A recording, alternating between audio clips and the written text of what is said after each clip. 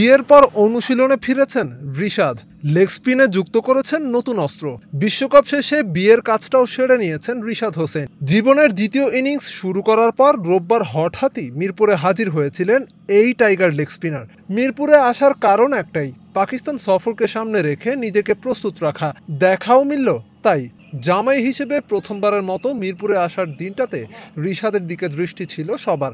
রিশাদের মিরপুরে আসার দিনে উপস্থিত ছিলেন হাসান মাহমুদও। বাঘেদের ডেরায় দুজনের আসার সময়টা কিছুটা এদিক সেদিক হলেও ট্রেনিং সেশনে দুজনকে দেখা গেছে একই সাথে।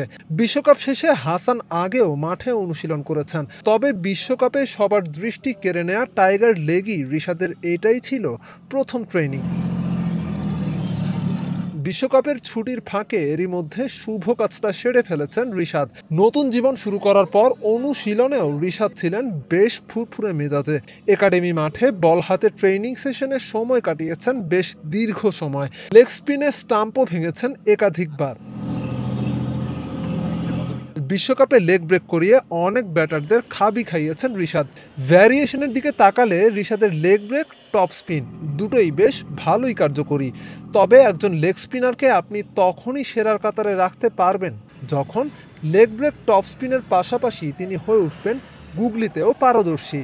নিউজিল্যান্ডের বিপক্ষে 2023-এর 20শে ডিসেম্বরে আন্তর্জাতিক ক্রিকেটে ডেবিউ করা লেগ স্পিনার রিশাদ হয়তো এটা ভালোই বোঝেন। তাই তো লেগ ব্রেকের পাশাপাশি ব্যাটারদের ভড়কে দিতেই গুগলিটাও আয়ত্ত করার চেষ্টাই করে যাচ্ছিলেন রিশাদ। এদিকে গত সপ্তাহে ট্রেনিং করা হাসান আজও নিজেকে ঝালিয়ে নিয়েছেন পাকিস্তান সিরিজকে সামনে রেখে। আজ মিরপুরে বোলিং করেছেন ক্রিজের ঠিক হাফ ভলি মার্ক করে।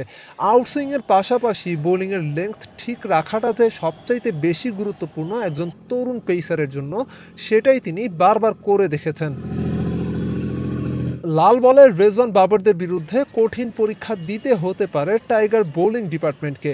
পাকিস্তানের কন্ডিশনের কথা চিন্তা করলে বাংলাদেশের কন্ডিশনের সাথে তফাৎ খুব বেশি না হলেও পিচে রয়েছে ভিন্নতা। বাংলাদেশের ব্যাটিং লাইন আপ কখনোই বিশ্বসেরা পেস বোলিং লাইন আপের বিরুদ্ধে তেমন আশানুরূপ ফলাফল দেখাতে পারেনি।